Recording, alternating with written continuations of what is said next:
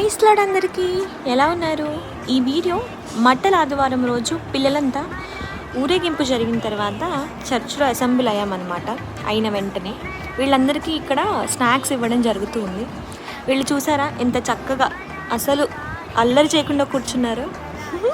ఊరికే అన్నాను, వాళ్ళు చాలా అల్లరి చేస్తూ ఉన్నారండి.